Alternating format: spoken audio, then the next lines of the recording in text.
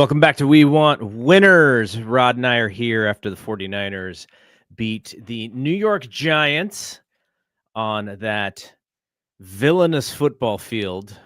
And we'll talk about another possible injury that I heard Shanahan talk about in the press conference. The 49ers won 34-24. Game got a little sloppy there in the fourth quarter when the Giants were making their comeback. I would say otherwise, it was nice to see the 49ers offense come back, and we are just so lucky to have Christian McCaffrey as our starting running back. Mac Jones looked good. The Giants defense was very willing to give up some stuff there, and Mac took advantage. And at one point, I think it was like 14 of 14 passing. I wouldn't say this was the most impressive victory in the world, but just to go over to that side of the U.S. and take care of business so that they can come back to the West Coast, I was pretty happy with the overall final score. Even if I didn't, I'm just not sure that they played extremely well, but they it was like one of those games where they got enough to do the job. Yeah, this falls firmly in the a win is a win category. Because like you say, that was my overall feeling, from like the second quarter on was like, man, we just need to win this game. But then, not that 49er fans are going to feel sorry for any team, but I'm looking at Jackson Dart, he's like a pretty good player. Then you look at his offensive play, you look at his offensive roster, and it's like, ugh, he's being asked to get it done with literally with Ray Wade McLeod and throwing the ball to Rondell Robinson Yeah. 12, 15 times. This it was really nuts. But yeah, you could really see that how they missed guys like Neighbors and Scatterboo.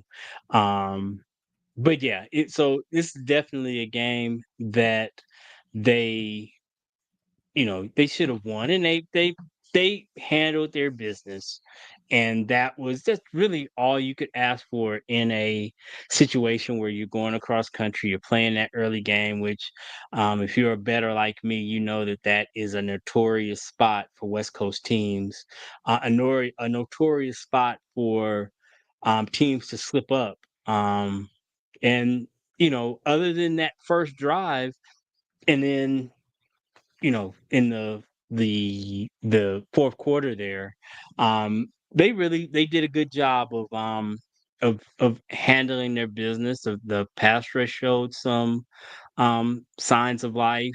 It was a good win overall, but nothing that because you see it with our fan base online. They're talking about how we were back rushing the ball, and like, man, look, they gave up 279 yards last week to the Eagles. So getting 149, Yeah. 59 rushing yards against the Giants. I mean, while that's great, we did it, but that we shouldn't be thinking that like the running game is like back now, just because of that. Because like I say, this defense has shown itself to be a sieve versus a run. So, but we're not being negative this week. It was a good job. They were bad, and we capitalized, and that's all you can ask for. Yeah, the one bad news, so we'll talk about it because Shelvin just Ugh. posted about it in the chat, is Michael Williams, and they don't know. Shanahan specifically said the fear is ACL, so he did not beat around the bush this time like he did for the. I guess he didn't really beat around the bush with the Bosa thing. I'm sure he was just like, "Oh my gosh, I hope it's not this," and it was. But this time he out and out said that this is their worry. Max said when he was speaking to the press that he saw Michael walking around, so he hoped it wasn't that bad. But I don't think he heard what Kyle had Mm-mm. said. Nick was walking around, so Yeah. and they were talking about that on the TV broadcast. We should be intelligent enough as fans to know that seeing a dude walking Yep. does not preclude the fact that it could still be an ACL. Like you said, he was being, I guess, glass half full with Nick, but we saw when he came off the field, he was walking under his own power, and there was somebody who was communicating with the stands when he gave him the thumbs down. Yeah. He knew His what parents, I think it was his parents actually. Yeah, he knew what it was immediately. So I hope for the best for that young man. But again, it's not a surprise, and on that it is so it is crazy to think that the league just allows that field Yeah. that has such a notorious reputation to just continue to exist. Like I was listening to the Niners pregame on the radio. I was listening to Tim Ryan and some guy John Smith. I don't even know who he is, but anyway, and Ryan was talking about how he was out there, and it's tacky, is what he says. It's like a sticky situation that and that's what the problem he believes is that it's like not like any turf field that he's ever been on, and it just kind of grabs you, which is awful. Not great. Yeah. Tim Kawakami has been on this one for years and years and years. And he was saying that, these teams, the NFL, this is such a giant business that you would think it is in the league's best interest to protect the players and have the best possible fields. And so he was Why aren't they saying, all standardized? It doesn't even make right, any right. sense. And so his point, and he's been pretty consistent on this, is if it's not about the care of the players, why does every team try and perfect their practice field and no teams practice on turf, right? Like if it's up to the teams, they would like their practice fields to be turf and they would like their practice fields to all be good.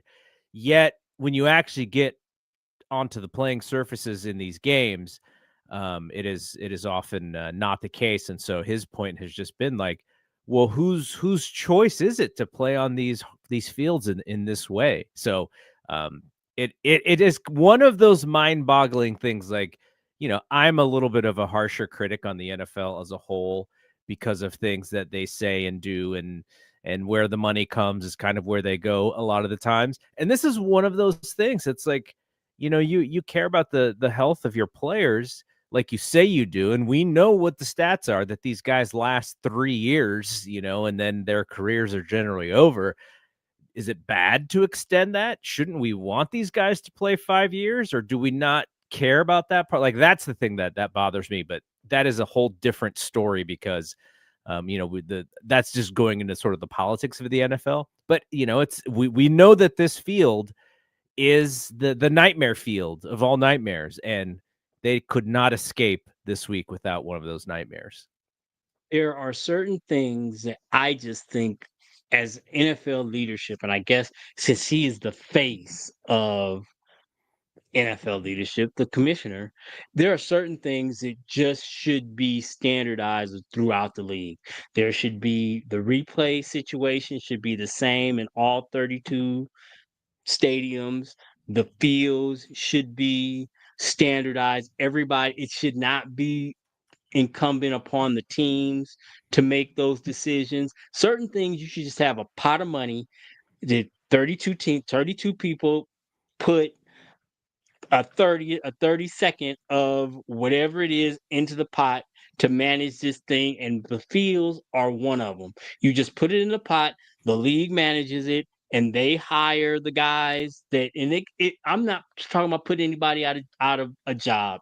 It's just that the people who run the field, who do that now, they work for the league now, and it's all standard, so that the field in New England is the same as it is at Levi, is the same as it is in New York.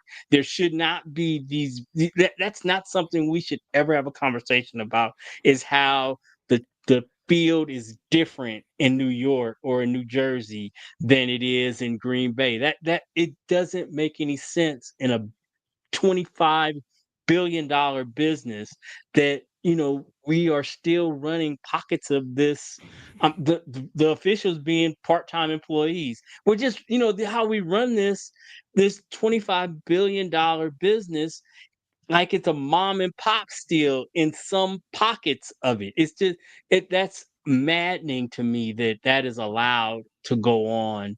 And it's because if you allow 32 owners to just operate at their own devices in certain places, that's what you're going to get. So certain things just need to be, how they are. The leagues needs to put their foot down and say, look, this is what we're doing. I It's mean, crazy. we only have to go back 2 Super Bowls ago when the 49ers are complaining to the league that the Chiefs got the good practice field and they got the JV practice field that they had to clean up themselves because it was in such bad shape. And like again, the NFL is supposed to be on the up and up. It's supposed to be the most successful US sports league going, and yet there are still some times when I'm like, is this a mom and It's, pop league? Like, it, what's it going on? really is. It's like you hear things that it's like it sounds like things you would expect to hear for the UFL. It's not the National Football League. It's just like why are we even discussing when you place a Super Bowl somewhere if you don't have two legitimate practice facilities, we should not be discussing about who's going to practice on the high school field. That is just not. It's ridiculous. When, like I said, this league generates upwards of $25 billion a year. This is not a mom, and there was a time when it was a mom and pop situation, but it's not that anymore. And you just can't. It is so embarrassing to have these things come up. Like for example, I'm talking about having somebody look at the fields. How do you get over to Brazil? You decide you're going to go over there and play. That decision was made 3 or 4 years ago, and then you get over there and the field is shit. It's pulling up out of the ground. How does that even happen? It like you say, they do such a good job in some places. Obviously, they do a great job of revenue generation. Mhm. They are very good at that. But then there are places where it's like they're just asleep at the switch. All right, let's get into this game. Yeah. I'm Uh, sorry.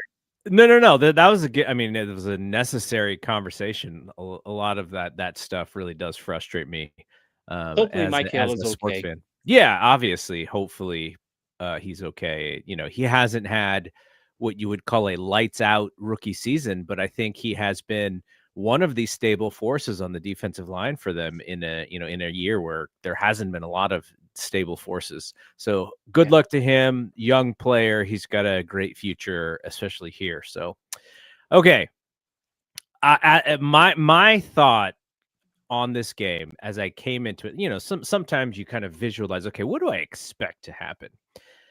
What I expected to happen is I expected the Niners to try and make things as confusing as possible for Jackson Dart. They actually did the opposite, and they pretty much played Dart straight up and just tried to keep everything in front of them. They knew he was going to try and search for a way out of the pocket and run. I think they, outside of one run, they pretty much had that stuff bottled up. And Jackson himself even got a gift from the referees as he was not sliding, and Bethune had a nice hit, and the referees called it roughing the passer or whatever they called, or the head hit to the head and shoulders or whatever.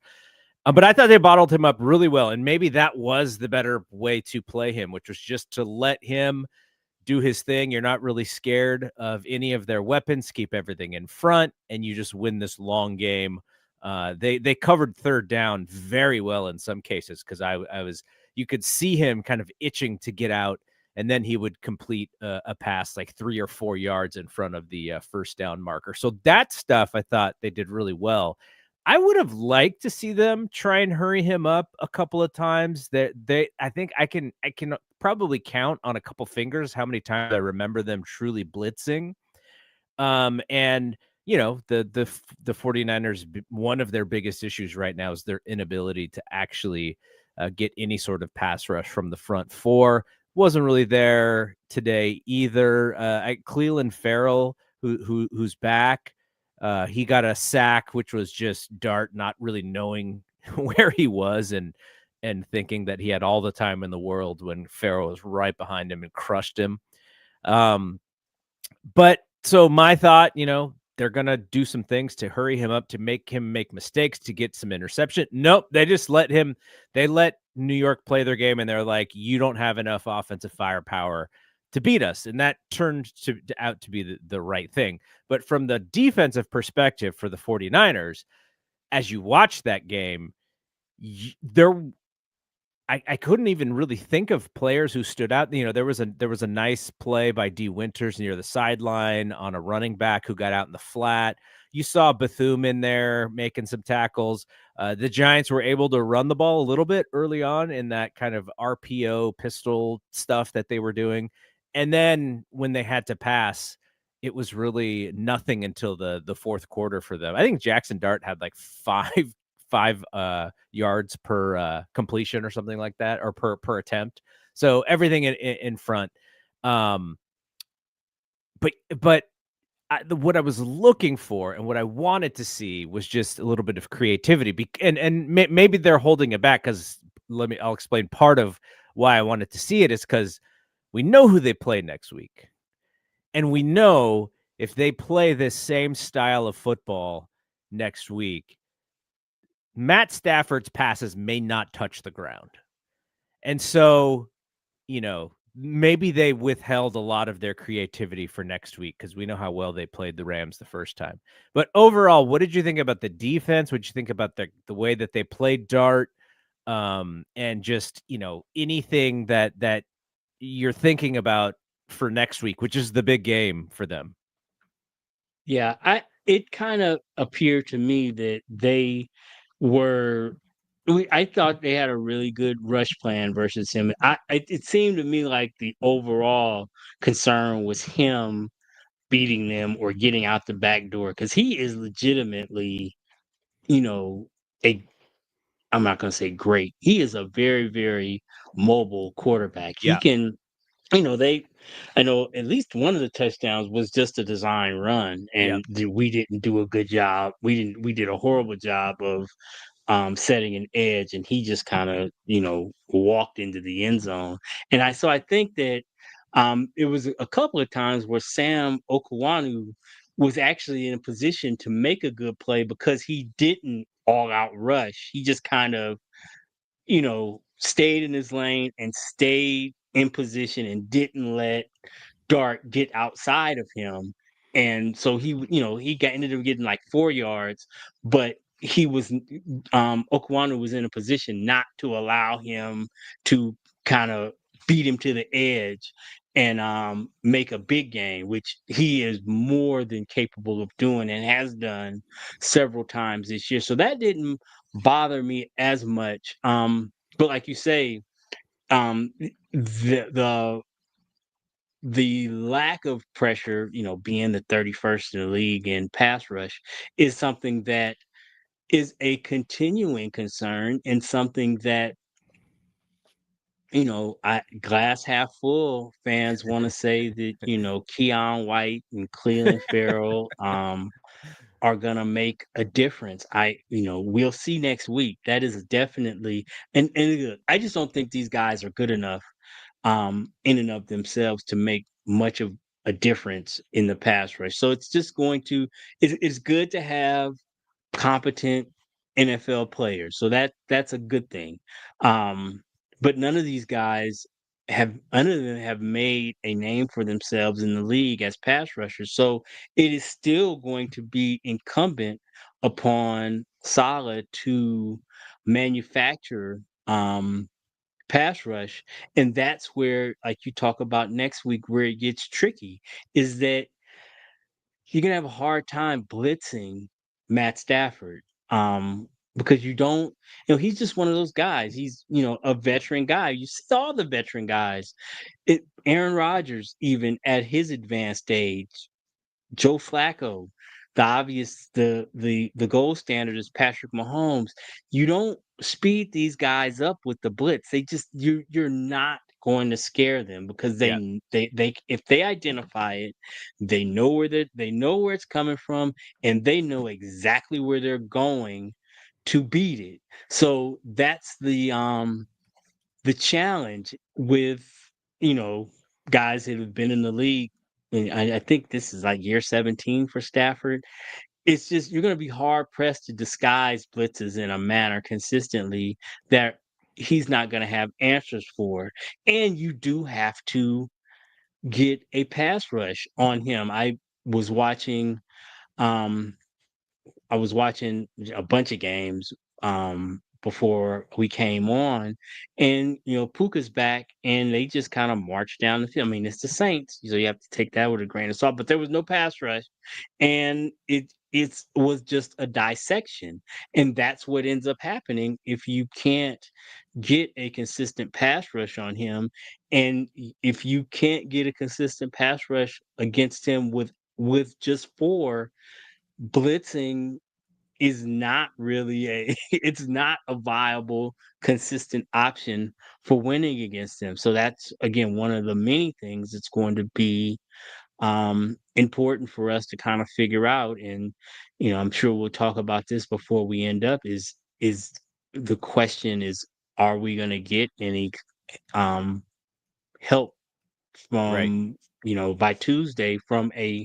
true difference maker? Because I mean, look, if these guys end up being, Cleveland Farrell is a good, well, he's an average NFL player. That's great.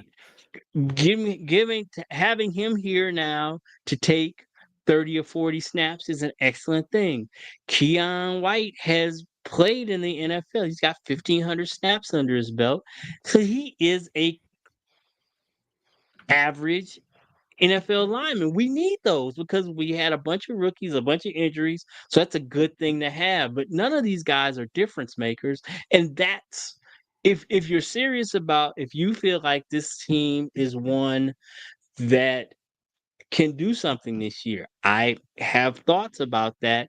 I don't think we should spend a whole bunch of draft capital for a short-term rental for this. I just don't think this team was good enough for that. I think that, you know, third, fourth, fifth round picks, and if you hit on them, the 4-year rookie contracts that are attached to them would be more valuable to me than an 8-game rental of a average or above average player. I don't think that it's gonna move the needle enough to sacrifice the future. Now, if you told me you could get, you know, Max Crosby for a second round pick, well, that's a different conversation. But you're not, So if you're telling me you're gonna get Arden Key for a fourth, I mean, I'd honestly rather have a fourth round pick. But so it'll be interesting to see what their because you hear the numbers that are being thrown around for players like Jalen Phillips in Miami. They say they want a third. You're gonna have to pay him, and then you lose you pay the opportunity cost. And again, I know draft picks are kind of like a dart throw, and that's fair. But a third round Especially pick because the Niners should are gonna draft a running back there. I'm just right. kidding. Well, there's that. But third round picks should be players. Yeah. At the very least, they should be rotational players. And I just think we've drafted after several horrible drafts. The last two drafts, we've got players.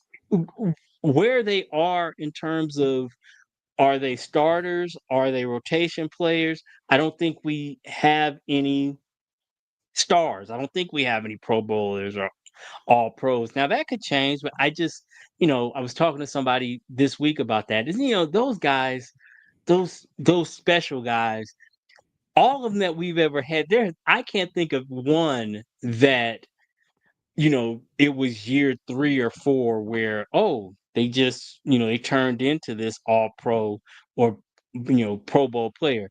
George was special immediately. Fred was special immediately. Patrick Willis, going back to a different era, was special immediately. It's very rare that those guys that turn into great players, Our you guy, know, one of the ones that I can think of was Patrick's running mate. Why am I Bowman. blank? Bowman. Yeah, Bowman, I yeah, yeah, he he I just don't. got better and better. Yeah, I think some of it is he saw who he was playing next to and was able to adapt his game to make sure that he could emphasize his own strengths playing next to Patrick's. To me they are a tandem in that way. But Mhm. for the most part, you're right. Like if you're waiting for someone to pop after year 2 or 3, a lot of times it doesn't happen the way that you want it to be. And the ones that they're willing to wait for are the quarterbacks, right? Like you're willing Yeah. to wait for a quarterback to develop in that way. Like you look at someone like Drake May, who all of a sudden is like just this amazing QB in his second season.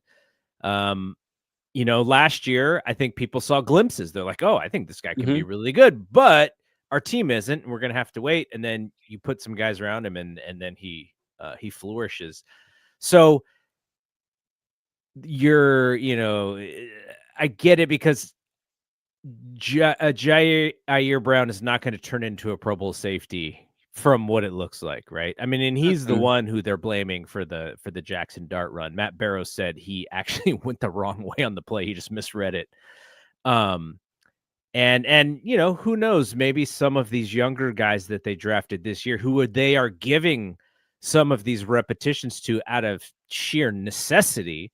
Maybe those guys maybe it turns around quicker for them than it would have had they not been dealing with all the injuries. But to your point about whether or not they bring somebody in, the defensive line today, at least in the beginning of the game, they were getting pushed around by this porous New York Giants team. Like if you go back and watch that first drive, like the little running back wasn't getting touched until he got to like 4 or 5 yards past line of scrimmage. Now they fixed it. That whatever Mhm. was the problem, they were able to fix it. But the beginning of this game, I was like, you know, you are trying to sell your team on the idea that, hey, we can win this game. We go to 6-3. Do you need to win 3 more games, 4 more games to be a playoff team? You win 3 more games, you're probably in the mix for 7. It doesn't mean that you're getting in at 7, but you're right there. And at the same time, you're struggling with this very clearly beat up and under talented team. And so I almost wonder if you just need to bring in some guys and you have to do it in a very smart way because like you said, there are taxes and penalties for trading for some of these guys that you're going to be paying for down the road. But also at the same time, if you're trying to tell this team, hey, going out there and fighting, this is what football's all about. We need to get to the playoffs. That's how you prove who you are. And then you keep putting out this defensive line that is so unimpressive. It's almost like a mixed message in a way. Yeah, one thing I wanted to follow up on. I am not saying that players can't get better. I mean, they can. What I was saying was that you rarely see a quantum leap. Like, guys typically are who they are and they get better in the margins. Somebody like Brock, who has had a very successful career up to this point, it with experience and savvy and just learning and continuing to learn to be a pro, he can get better. I'm not saying that I'm not expecting a quantum leap for him, but at the same time, he can continue to get better from year 3 to 4 to year to 5, and will probably be a much better player 3 years from now than he is when we last saw him. But I'm talking about those quantum leaps that Yeah. if a guy who's a 60 grade, consistently on PFF is typically not going to jump to being a 75 or 80 guy. It's just, that is not how growth and development works.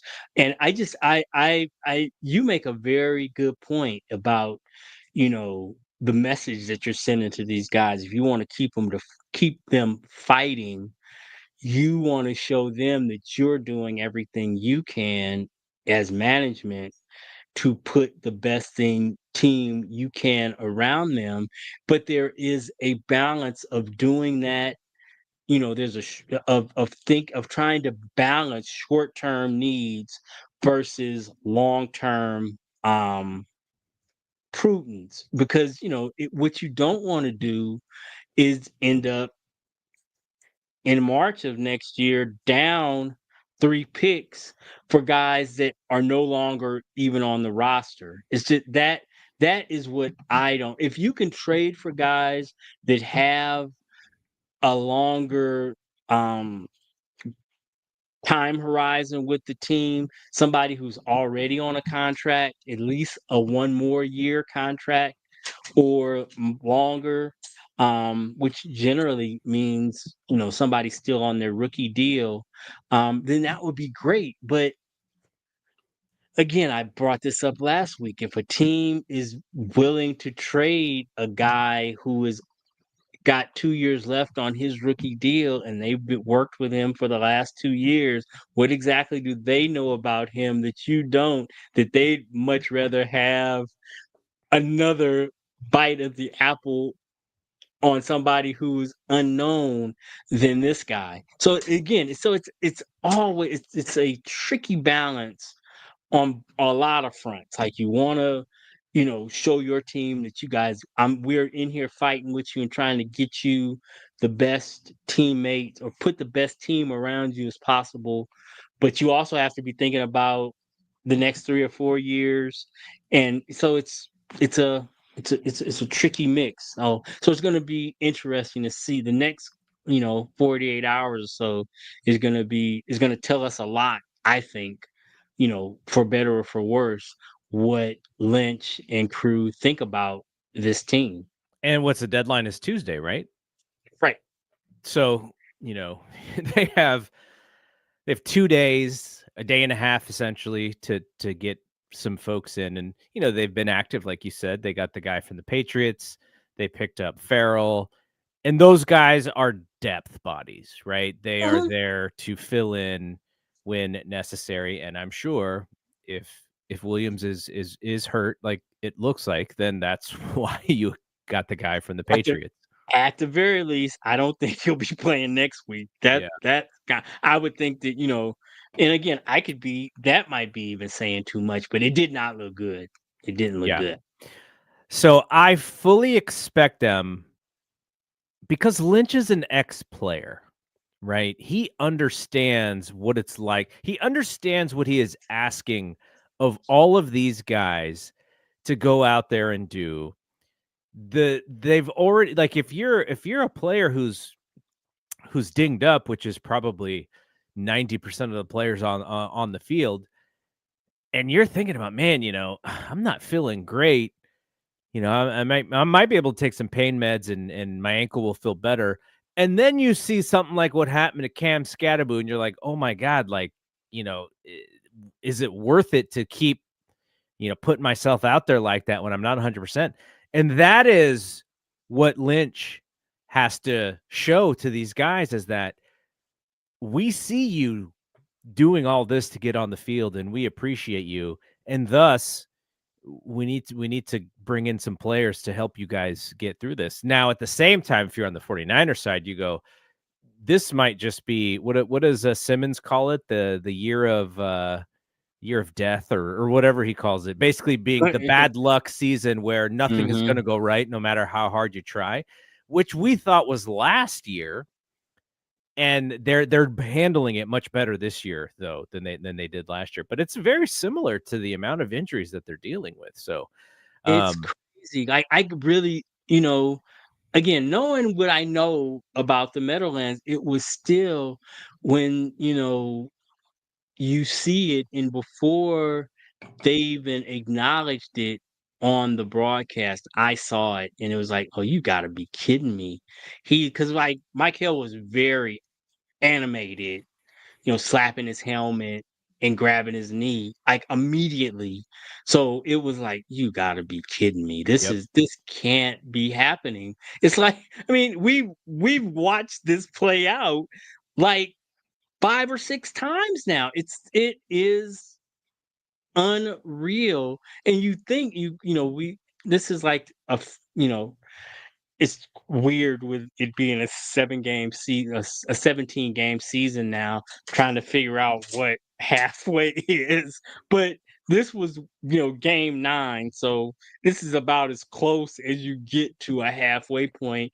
And you, as a fan, you just hope that at a certain point the worm has to turn, right? I mean, we've seen the worst of it, right? But then, like my brother has always said, you you get to rock bottom and you find out there's a trap door. I mean, it has just been one of those seasons where every time you think that it can't get any worse, right? It's just wow. I mean, it's and again, I get it. It's a I'm the one to think I'm the guy that's always saying when fans try to one of my pet peeves is how fans try to make injuries like a character flaw.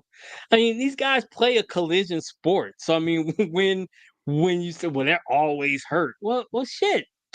I mean, they're in low grade car crashes 60 times a game. So I mean it's not to me, I don't see even with all the precautions, I don't see how there aren't more players in concussion protocol than already are. I mean, because it's just I don't know. It's one of those things, but it's like when you look at the statistics, it's hard to argue that, we've like over Kyle's tenure, we like lead the league in games lost by a lot. And again, I understand that it's because of the physical style that we play, but nevertheless, it doesn't make it go down any easier as a fan. And I'm sure as a team it doesn't it's hard to deal with.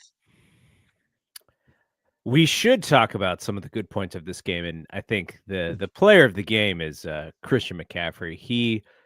I think it's the 16th game in his NFL career where he scored a rushing touchdown and also had a receiving touchdown. And I think that's the most by any player ever in the history of the NFL. So shout out to CMC.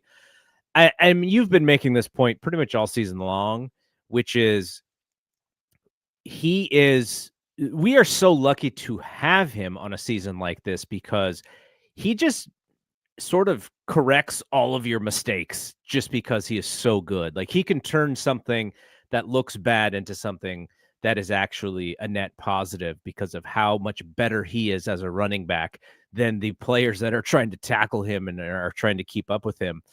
And one of the things that Mac Jones, I think, has been a strength of Mac Jones is sometimes we see with Brock likes to test the ball downfield because he thinks there are a lot of opportunities to make bigger plays. And sometimes in doing that, he will force some throws. There's a risk involved in that. And when all he would have to do sometimes is just toss it over to Christian on the side and let Christian pick up 10 yards. But that is how Brock plays. Brock is so adept at reading his receivers and knowing where guys are supposed to be that he's actually thinking so much further downfield. And with that, you have the possibility of being on the wrong page, or especially earlier this season, or a receiver dropping a ball when the easy outlet is like just a money 10 yards. Mac does not really mess with that. Mac's like, I'm surveying the field. I know I got this guy who's just waiting out there and he's going to pick up positive yardage for me no matter what. You know what? I'm not messing with this. Boom, Christian. He has done that very well this year. And it is, I'm sure Shanahan probably thinks there may be bigger plays out there, but when Christian is doing what he's doing, you're probably okay with it. But Mac is not taking that for granted. Mac is like, nope, I'm putting the ball in the hands of our best player as many times as I can. And that has been a positive for this offense outside of last week when it wasn't, because it didn't work, because Houston knew exactly what was coming. I don't know Right. why the Giants didn't watch the same tape, because Mm-hmm. I would have, but Christian was wide open all game long, and Mac just took advantage of it. And I thought, you know, that was just the smart play. That was Mac making the smart reads, getting the ball to your best player and letting him cook. Yeah, you are so right. That is such an astute observation. I think I might have relayed this story before here, but when Brock took over after the Jimmy injury, I had an old coworker who he was a huge Iowa State fan. So I reached out to him to get his scouting report on Brock. And that's one of the things that I took away from it. He said that he's got a little YOLO to him. And he Yeah. does. Yeah. Brock he is kind of a gunslinger Yeah. in that way. Like so he said he'll take chances with the ball. Because it just shows that, it always was funny to me how people tried to paint him. People try to paint, Brock in all kinds of ways, but like you put playing painting him as like this all shucks kind of guy. That dude is confident as hell in his abilities, and he believes that he can make every play out there on the field. And so he's gonna test it and in ways that Mac is just doesn't seem to be built that way. And I saw an interview with him where he talks about, he's been through a lot in the league, so he really kind of appreciates this opportunity and appreciates having somebody like Christian who he can just Yeah. give the ball to. He really he stated that it's a pleasure to have somebody like him be your safety valve. Because good thing, when you most likely when you get to him the ball, something good is gonna happen. So I can't um I can't fault him for that. I What do you think about because we talked about this when he was coming back, and it has really kind of itself with George in that he is just not really gotten involved in the pass game really at all. And I just think that for this team as currently constructed, for us to be as good as we need to, as we want to be, I just don't think he can. I guess he has to be a blocker, but we have to figure out a way to get him involved as a receiving option. He's just too good. He's just too good to be a decoy or to, that will be a perpetual frustration with me if he's Mhm. not one of your top target getters. He had only 4 targets today, though Converted them all. converted them all, 342, though Christian and Juwan are the only 2 players who had more than him. We should say nice bounce back game for Juwan. He also should have got a pass interference on the defense in the end zone, because he was like Oh, tackled before the ball was even there. But, last week we talked about Juwan, betting on himself and maybe it not working out exactly the way that he wanted. But I thought he had a pretty sharp game today. I'm guessing he feels a little better and he feels healthier, because he looked better.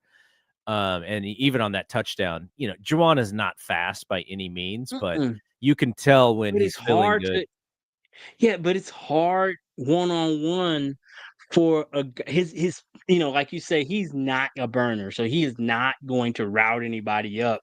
But in terms of contested catches and just beating a DB, he's great at that. If you put the ball in a place where he can get it, he's gonna get it. He's just, third and Juwan. He's third and Juwan for a Yeah, reason exactly. because he is, that. And I just like you said, I am rooting for him to have a productive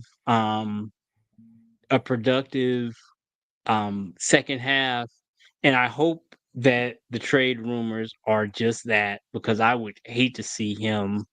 I'd hate to see. Well, I know he's gonna go eventually. Probably, Yeah. he's probably not in the team's long term plans. But I would like to see him finish the season. I would like to see him leave through free agency. I would hate to see him leave in the middle of the season at a trade. So back to the Kittle conversation, and the reason why I brought up Juwan is because I think they're very similar in this way. When they are keyed on, I think they're going to be less, successful in their targets and stuff.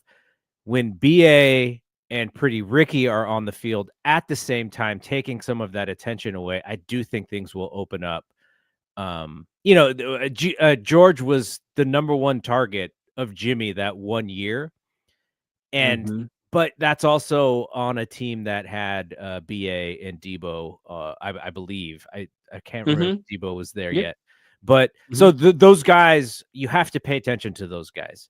And right now, if you're saying, okay, who am I going to pay attention to? George Kittle or Kendrick Bourne or Jordan Watkins or Sky Moore or Demarcus Robinson, who had a little bit Yeah. of uh the Ricky Waters alligator arm syndrome there on the Mhm. one pass, because he was like, there, I know this receiver is in the wrong area, and thus I know the cornerback who is running with this receiver is near me. If I try and stretch out from this for this catch, I'm probably getting smoked. And he made a business decision on that one. But those guys those guys don't scare anybody. As well as Yeah. Kendrick Bourne has played, right? Mhm. Those guys don't scare anybody.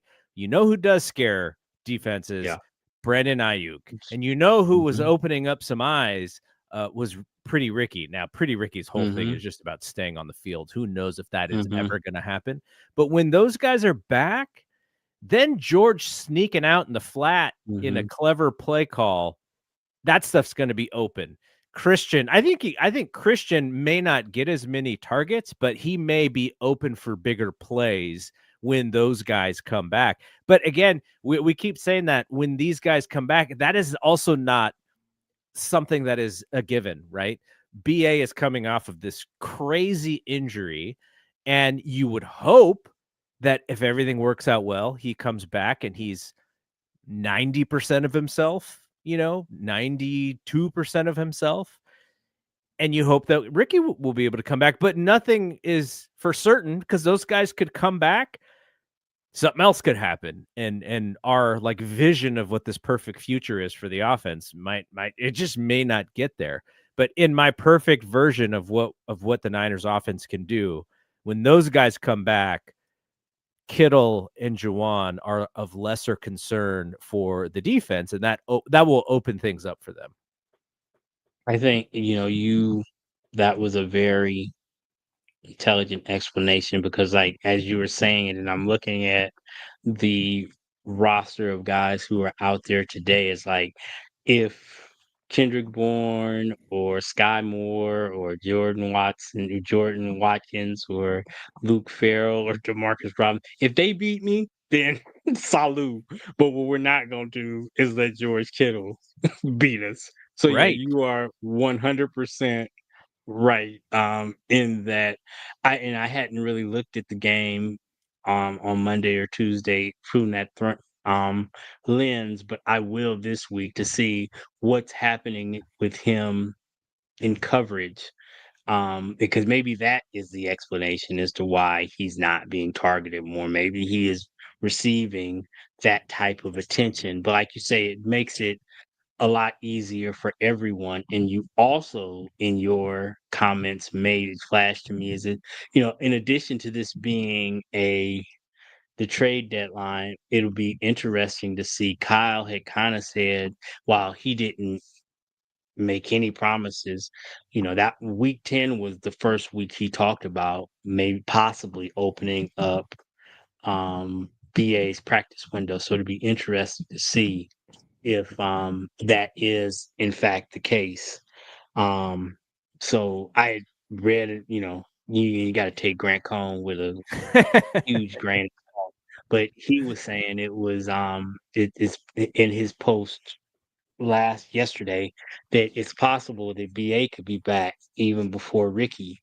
So, that is, and that speaks to another point that you made in terms of who knows when Ricky is going to be back. That is, and again, that has always been the challenge with him, Yep. going back to college. It was that, he is a very, very productive player as long as he's on the field. But, that has always been a challenge. In college, it was his shoulder, which again was interesting. It was coming out of the draft. It was, pretty much believed that at some point he was going to need shoulder surgery to fix it. But now it's like been everything other than that since Hmm. he's been in the league. So yeah, it'll be interesting. Like you say, it is a different dynamic with those guys, and unlike the defense where any help that's coming is going to have to come from off the roster.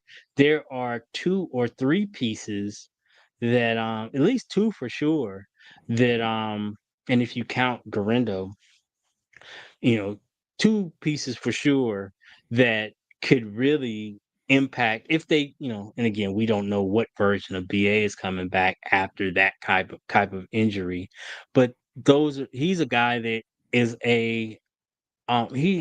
he's got pelts on the wall. He's a former All Pro, so he is, a very um 2 or 3 levels ahead, healthy, of these guys we have, and can make a real impact if he's able to come back, like at 75 or 80%. And then, like you said, the same thing with Ricky. He has shown in his short time that he is somebody that defenses have to pay attention to. So yeah, hopefully we can get these guys back and we get to see that version of this offense at some Hmm. point this season. Yeah, and the way that I was looking at that is because you kind of got me to look at the way that the offense works, kind of like how the Warriors offense works, where you use Steph to draw people away to open up other things. And the Niners offense, when you have all of the pieces working, you can very much, Shanahan can scheme something to where it looks like the ball's going here. And this is, I was actually explaining to my wife because she saw the Christian touchdown and she was like, how could the defense possibly leave Christian so wide open? The one guy that you need to pay attention to. And I was showing her, I was like, look at Juwan and look at what he does, because all Juwan did was like run a slant. And I forget the other receiver, but they both were right next to each other and they both ran slants towards the middle of the field. And all it took was the outside DB running with them for like one step. Christian shot through and he was wide open. Like no one's even near him in the flat for the touchdown.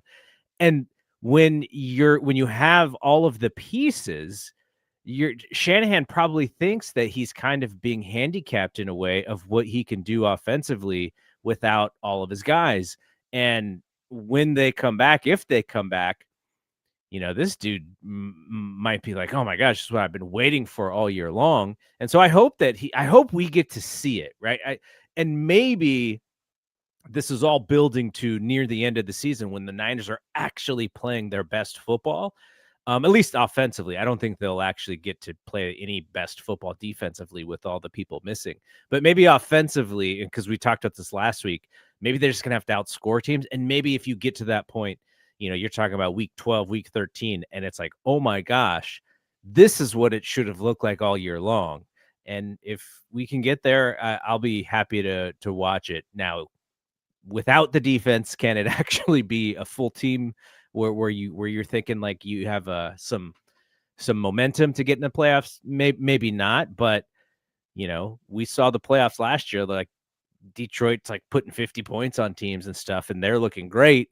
Maybe it will take something like that to make a little bit of a run. But all right, so just to kind of get to the end of this, Brian Robinson Jr. also had a really nice game. He only had 5 carries, but 53 yards and a nice touchdown for him.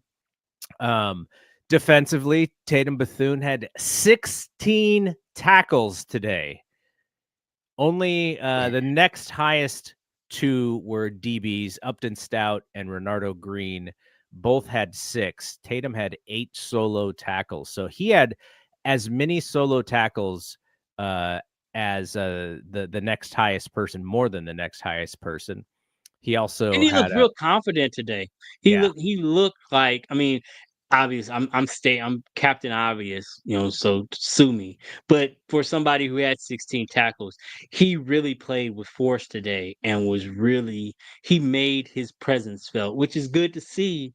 Because it can't be easy, you know, playing in the Fred Warner role, but it's he has looked really good and looked very good today.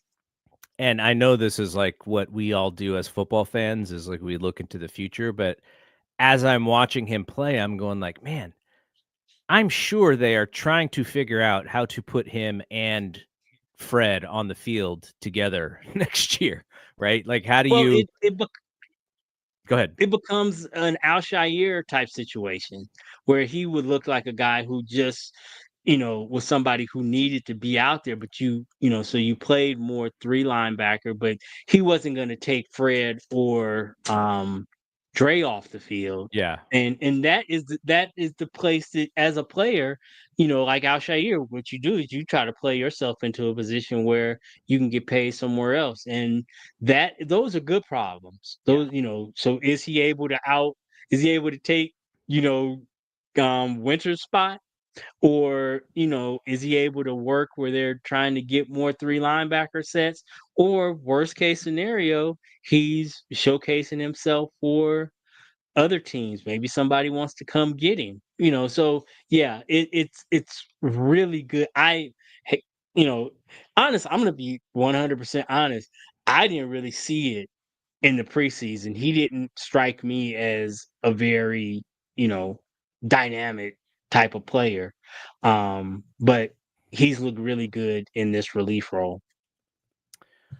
All right. And then just looking at the rest of the defense, they had 2 sacks. We mentioned them. Samo and Cleveland Farrell had 1 each. They only had 3 quarterback hits, so there was only one other time, and it was Michael Williams who actually hit Dart. So still, not really much on the pass rush side there. By the way, you were talking about concussion protocol. My man Dart was struggling at the end of that game there. He seems like he got hit a couple times. Man, yeah, that was rough. He must be watching like early Steve Young tapes or something because he does not want to escape danger. No, he is not cognizant of his health at all. And it's not He's like a good he's player. big. He's not as big as Josh Mm-mm, Allen, so he's not not delivering at the all. punishment. Not at all.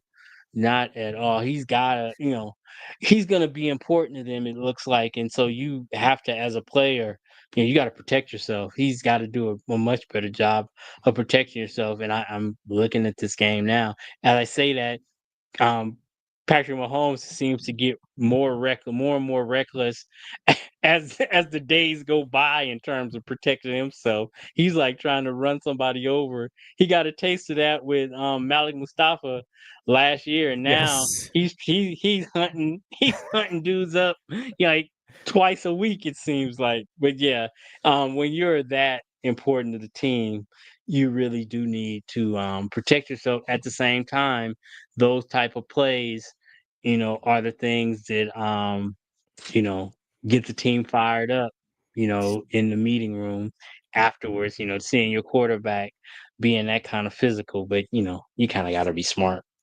I think it was Eli Manning must have a young son because I think I saw a photo of his son dressed up as Jackson Dart for Halloween with the headband and the number. Like, imagine, like, you're like, you won 2 Super Bowls with the Giants, and your kid wants to be Jackson I Dart. think yeah, look, Manning jersey, nah, I'm good. Let me get that Dart jersey Well, though.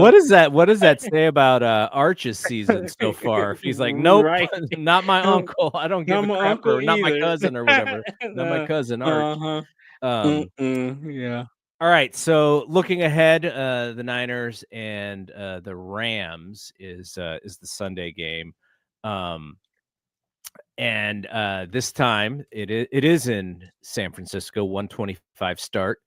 The Rams are playing right now. How are they doing? I haven't. Let me I let me I'm look not. real quick. I'm on the Chargers. I mean, I'm on the Chiefs game. The Rams are currently up 20-10 at halftime. They're playing New Orleans. So they kind of have a semi-easy game, much like the Niners did this weekend, to set up the big game next week. But, like, let's say the Rams win. So you would essentially have a 6-2 Rams going into San Francisco to face a 6-3 49ers, which is about as important as a game that you're going to get in week 10 for the Niners. So I think it's a big one, and I'm really looking forward to a couple things, which is Shanahan kind of got one over on McVay last time. We know that these guys have that natural rivalry. And like I said, I kind of wonder if Shanahan held some stuff back from today's game. The Niners did run 39 times, by the way, and Shanahan loves that Mhm. 40 mark. So they played really straightforward football for the most part. And the Rams probably feel like they let one slip away when we went in there and we beat them. And so there's going to be something there. And I kind of wonder the outside odds for Brock to be just like, screw it, this is the week. Like, I need to be in there. This is a huge game. Um, we talked about him. Brock doesn't see himself as like 6'1". He sees himself as 10 feet tall. He's like, Mhm. I need to be there. I kind of I'm kind of wondering about that. Just, he understands that big game and what this game means and where they need to be. So I do wonder if he's going to push it. Shanahan said that it wasn't really realistic that he was going to be near ready today. So that doesn't bode well necessarily, but maybe he's playing poker too, and maybe he's holding him back for that Rams game. So I want to see how that shapes up this week. We obviously have the possibility of trades for both teams because they're both, I'm sure, looking for players. So any thoughts as we get out of here on next week's game against the Rams? I am super excited about what if we're able to do anything. I hope we're able to do something, even if just on the fringes, to improve the defense just a little bit. Because I don't think I I am being won over by Robert Saleh all over again, and I don't think that he needs a whole lot to affect things. So we can just get him a little more help. And I think that help can come in the secondary. I don't think it has to be a defensive lineman. I think if you could get him a safety he can trust, because he clearly is playing musical chairs back there at safety because he doesn't really have, one that he can really count on. If you get him a DB, somebody like Jair Alexander would have been great that the Eagles were able to get again. Um, yeah, so I hope they're able to just do just something on the margins. I'm not an advocate, like I've said before, of them, mortgaging the farm and giving first or second, trading first or second day picks for, it has to be somebody who is, in their prime, that I'm like, so I'm not interested in somebody like Trey Hendrickson, who's, I that's not who I'm talking about. But, I could be convinced if you're going to sign him, somebody like Jalen Phillips from Miami, that would be, a great move. And then beyond that, It's going to be interesting to see if we can get BA back. And I doubt if the practice window opens this week, I doubt that he'd be out there Sunday. But yeah, like you say, this is a big game. I mean, this is one that I miss week 10, but I think it's one we have to get. Yeah. It's one we have to get. So I'm really looking forward to the rest of this week. And then, Rams week is always a big one. And, they're coming to us this time. So yeah, I'm excited about the game next week. All right, and you and I will be back. We'll figure out if we're coming live after the game, which we've been trying to do as much as possible. So we'll more than likely be up after the game, immediately live streaming. If not, we'll just record it and put it up when we get it done. But otherwise, hope that everyone has a fun week. It's nice when you get a win. I'll tell you what, I liked this Sunday better than last Sunday because last Sunday is a little Better than last depressing. Sunday. All right, so that is it from Absolutely. here. Shout out to Shelvin who was in the chat hanging out. For Rod, I am Double G. We will see you when we see you. Peace out.